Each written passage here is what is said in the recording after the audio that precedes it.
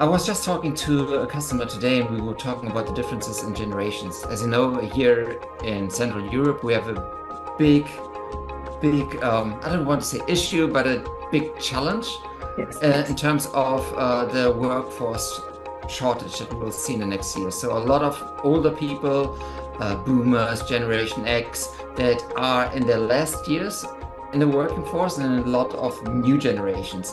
How do you see engagement or happiness differ between these groups? Or is there any difference, or are we making something up?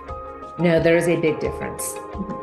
Those of us in what is Gen X, Generation X, which is between the boomers and the millennials. Our parents were the early boomers, and they were raised by parents who came out of the Depression, the worldwide Great Depression, where your only mindset was survive. If you have a job and it pays the bills, you do that job every day. It doesn't matter how miserable you are. It doesn't matter how much it's ruining every other aspect of your life. Do your job so that you can pay your bills. And those values were instilled into our parents. And our parents instilled those values in us with a certain authoritarian viewpoint. The parent was the boss. Well, the Gen X generation was, I think, the first generation to say, we didn't like that. We didn't like saying our parent is the boss.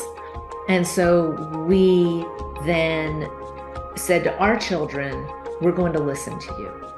We're going to pay attention to you. And so what has happened is we have this whole generation coming into the workforce. They've been listened to their whole lives. Their voices have mattered. And also they were running the technology in their house since they were 12. Yeah. How many people, their kids were the ones who knew how to get on, TikTok or get the internet started. So what happens is they're coming into these workforces and they're bumping up against these older Gen X and earlier millennial or earlier boomers who are still in that "you listen to me" mindset, and they're saying, "I don't want that. I'm not here to just listen unidirectionally and take orders." And I'm seeing things that could be improved, and I want to have a contribution.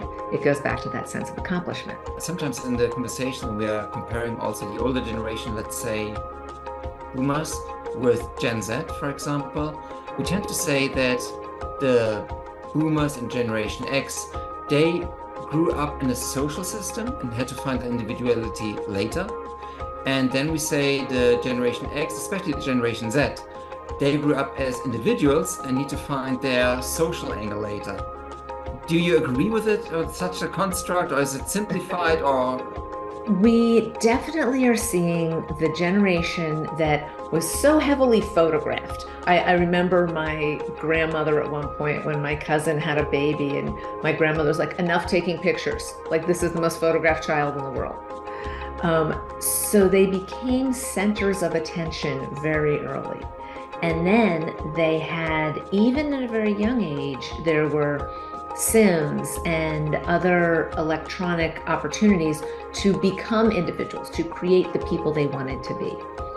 And they didn't have to work themselves into systems so much. They were given the resources and the opportunity to create systems around themselves.